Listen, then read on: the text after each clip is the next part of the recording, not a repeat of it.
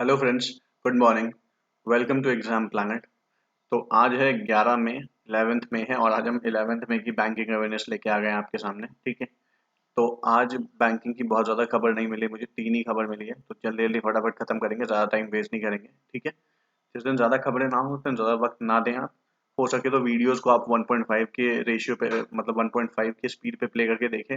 पहले एक बार आप 1 पे प्ले करके देख लें ताकि आपको कॉन्सेप्ट समझ में आ जाए।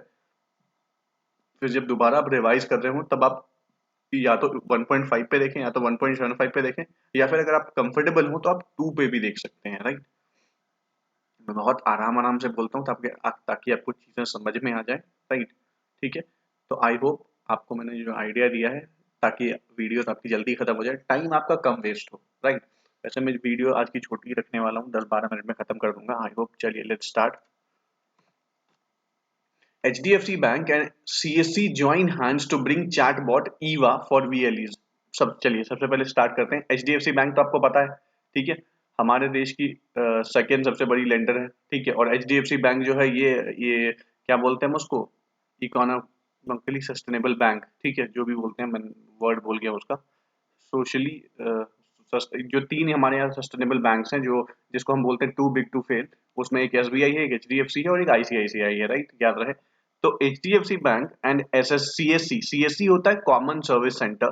कॉमन सर्विस सेंटर उसने जो they have signed a contract और they have joined hands to bring a chatbot. Chatbot तो आपको पता ही होगा, अब आजकल तो हर साइट पे चैटबॉट आ जाती है। ठीक है, जिसका नाम होगा ईवा। किसके लिए? For VLEs। VLEs क्या है? VLEs है विलेज लेवल एंटरप्रेन्योर्स। ठीक है, विलेज लेवल एंटरप्रेन्योर्स के लिए इन्होंने ये लॉन्च किया है ईवा। किसने किया है? HDFC बैंक ने CSC के साथ मिलके। तो अब देखिए, एक सेकंड में पेन सेलेक्ट कर लूं, फिर मैं बताता हूं आपको डिटेल में। हम्म, तो ये देखिए, HDFC bank and common service centres on Monday launched chatbot Eva on CSC's digital Seva portal to support the village level entrepreneurs in providing banking services for the last mile rural consumers. मैंने आपको क्या बोला? HDFC bank ने CSC common service centre के साथ मिलके Eva launch किया है। किसके प्लेटफॉर्म पे? ऑन डिजिटल सेवा ऑन CSC के डिजिटल सेवा पोर्टल पे ये लॉन्च किया है। किस लिए? ताकि वो विलेज लेवल एंटरप्रेन्योर्स को सपोर्ट कर सके। ठीक है, इन प्रोवाइडिंग कैसे सपोर्ट कर पाएंगे? तो उनको बैंकिंग सर्विसेज प्रोवाइड करेंगे ऐसे सारे विलेज लेवल एंटरप्रेन्योर्स को जो कि बहुत दूर रहते हैं, बहुत दूर दराज देहात में रहते हैं, वहां तक बैंकिंग सर्विसेज इजीली पहुंच नहीं पाती हैं। तो ये HDFC का एक इनिशिएटिव है जिसके थ्रू वो चाहते हैं कि जो जो बंदा लास्ट माइल पे भी रह रहा हो ना, रूरल कंज्यूमर, और जो छोटा मोटा एंटरप्रेन्योर हो, राइट, या फिर he is trying to be an entrepreneur at his place only, जो कि बहुत इंटीरियर में है, तो उसको भी हम बैंकिंग सर्विसेज प्रोवाइड कर पाए। ये HDFC का मोटो है, जिसकी वजह से HDFC ने CSC के साथ एक कॉन्ट्रैक्ट साइन किया है। राइट, ठीक है, हाँ, they have joined hands to do all this. Right, इसी के लिए इन्होंने एक विलेज लेवल एंटरप्रेन्योर्स के लिए ईवा ईवा एक चैटबॉट लॉन्च किया है। ठीक है, through EVA, VLEs will learn about the products and services offered by HDFC Bank, which in turn will improve services offered to the last mile customers। ठीक है, इसके थ्रू क्या होगा? EVA एक चैटबॉट है, आपको पता होगा। तो EVA के थ्रू जो VLEs होते हैं, चाहे जो विलेज लेवल एंटरप्रेन्योर्स होंगे, वो ज्यादा बैंक के बारे में, बैंक की सर्विसेज के बारे में जान पाएंगे, और उनको उनको ये चुनने में आसानी होगी कौन सी बैंक की सर्विसेज उनके लिए इफेक्टिव होंगी, उनके लिए अच्छी होंगी। ठीक है, और इसकी वजह से क्या होगा कि उनको अच्छी सर्विसेज मिल पाएंगी इतनी दूर रहते हुए भी। राइट, तो इसलिए ईवा लॉन्च किया गया, ईवा जो चैटबॉट है। The 24/7 service will allow VLEs to access accurate information about various products। ठीक है, और जो ईवा जो चैटबॉट है, ये 24/7 सर्विस है। ठीक है, जो उनको अलाउ करेगा VLE को कि वो एक्यूरेट इंफॉर्मेशन पता कर पाए। ठीक है, प्रोसेस कर पाए और रिजॉल्व कर पाए जो भी क्वेरीज आ रही हो उनको अबाउट HDFC बैंक सर्विसेज, और उनको जो जो भी क्वेरीज हो HDFC बैंक के सर्विसेज को लेके, उसको वो सॉल्व कर पाए। VLEs would be able to improve their businesses by learning about account opening। VLEs would be able to improve their businesses। VLEs जो है इसके थ्रू अपने बिजनेस को इंप्रूव कर पाएंगे by learning about account opening, कैसे अकाउंट खोला जाता है, कैसे लोन को प्रोसेस किया जाता है, loan lead generation and product details. The bank said in statement, bank ने बोला है कि जो VLEs हैं वो चैटबॉट के थ्रू जान पाएंगे कि कैसे अकाउंट खोला जाता है, कैसे लोन के लिए अप्लाई किया जाता है, और कैसे अलग अलग FD की जाती है, रिकरिंग डिपॉजिट की जाती है। तो ये सारी चीजें जो है हम चैटबॉट के थ्रू उनको समझाएंगे। ये बोला गया है, किसने बोला? ये HDFC बैंक ने बोला है। Currently 1,27,348 VLEs are providing HDFC Bank's products and services in semi-urban and rural areas. तो बोला गया अभी फिलहाल 1,27,338 VLEs जो है, विलेज लेवल एंटरप्रेन्योर्स जो है, उनको हमारी सर्विसेज दी जा रही हैं, ठीक है, in semi urban and rural areas में. Of these 15,791 that is 15,791 are business correspondents. इसमें से 15,791 जो है वो बिजनेस करस्पॉन्डेंट्स हैं who serve customers through banking outlets. ठीक है, जिसमें से इतने जो है 15,791 जो है ये बिजनेस करस्पॉन्डेंट्स हैं जो सर्व कर रहे हैं कस्टमर्स को किसके थ्रू, बैंकिंग आउटलेट्स के through across 685 districts pan India. ठीक है, These business correspondents help citizens avail home loans. ये बिजनेस करेस्पॉन्डेंट जो है जो सिटीजन्स को हेल्प करते हैं कि वो होम लोन लेना चाहे होम लोन ले पाए, कार लोन लेना चाहे, टू व्हीलर लोन लेना चाहे, ट्रैक्टर लोन लेना चाहते हैं, या फिर करंट अकाउंट ओपन करना चाहते हैं, सेविंग अकाउंट्स ओपन करना चाहते हैं, या फिर सेविंग्स करना चाहते हैं, सेव थ्रू रिकरिंग और फिक्स डिपॉजिट. तो वो सब फैसिलिटीज उनको प्रोवाइड की जाती हैं किसके थ्रू, थ्रू बिजनेस करेस्पॉन्डेंट के थ्रू. ठीक है, चलिए तो ये थी आज की खबर. आई होप आपको पसंद आई होगी. और ये गांव दूर दराज के इलाकों में रहने वालों के लिए अच्छी खबर है कि उनके पास सर्विसेज जो है एचडीएफसी बैंक की भी पहुंच रही हैं धीरे धीरे करके. चलिए, thank you so much. Move ahead to the next slide. Bajaj Finserv gets RBI nod for prepaid payment business. ठीक है, तो बजाज फिनसर्व जो है, जिसको हम बजाज फाइनेंस बोलते हैं, वो वही है बजाज फिनसर्व. उसको जो है आरबीआई का अप्रूवल मिल गया है किस चीज का, for prepaid payment business. Prepaid payment business के लिए आरबीआई का अप्रूवल मिल गया है बजाज फिनसर्व को, बजाज फाइनेंस को. अब सवाल है कि प्रीपेड पेमेंट बिजनेस है क्या. ठीक है, अब मैं आपको बताता हूँ डिटेल में ये मिला क्या है. बेसिकली आरबीआई ने एक लेटर इश्यू किया 4 मई 2021 को, जिसमें उन्होंने क्या किया, परमिशन दे दिया, has granted an authorization to the company for issuance and operation of semi closed prepaid instrument with perpetual validity. Semi closed perpetual instrument है. ठीक है, semi closed perpetual payment semi close prepaid payment instrument का उनको approval मिल गया है with perpetual validity. ठीक है, with एक लिमिटेड वैलिडिटी के साथ आपको एक सेमी क्लोज प्रीपेड इंस्ट्रूमेंट चलाने की परमिशन दे दी है आरबीआई ने बजाज फिनसर्व को. A semi-closed prepaid payment instrument is effectively a digital wallet, but one through which transaction can flow to merchants and establishment other than the one offering the wallet services. ठीक है, एक semi-closed PPI जो है, जिसको हम बोलते हैं prepaid payment instrument, ये एक डिजिटल वॉलेट है, but one through which transaction can flow. इसके थ्रू आप ट्रांजेक्शन कर सकते हो, किसी को पेमेंट कर सकते हो, किसी से पेमेंट रिसीव कर सकते हो.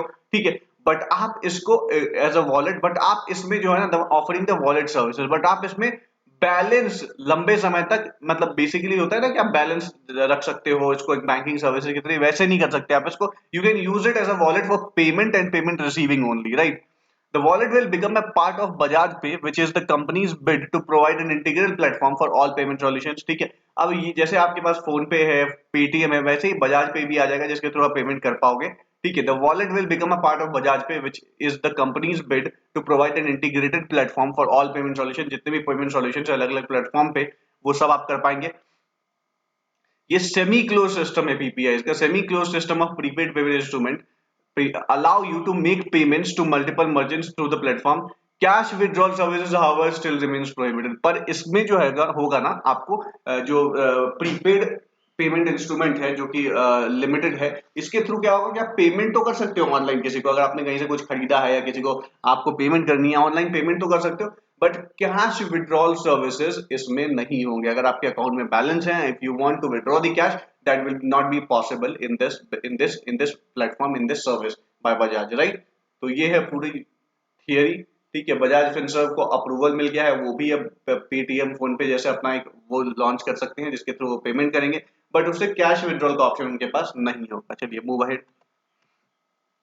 ये इंपॉर्टेंट खबर है और ये अच्छी खबर भी है. देखिए, रिलायंस रिटेल जो है वो दुनिया की second fastest growing retail brand बन गई है और ओनली इंडियन फर्म है इन टॉप 250 लिस्ट. 250 फर्म्स की लिस्ट में एकमात्र इंडियन कंपनी है और ये दुनिया की second fastest growing retail brand बन गई है. याद रखिए, कौन? रिलायंस रिटेल. तो Mukesh Ambani's Reliance retail limited has been ranked as the second fastest growing retailer in the world in 2021. 2021 में रिलायंस रिटेल को दुनिया की सबसे second fastest growing retail brand की उपाधि मिली है. क्योंकि इसने अच्छा ग्रोथ दिखाया है 2021 में 35% का स्पाइक आया है इसके इसके बेसिकली ग्रोथ में, ठीक है। तो मुकेश अंबानी की जो रिलायंस रिटेल है इसने has been ranked as the second fastest growing retailer in the world in 2021.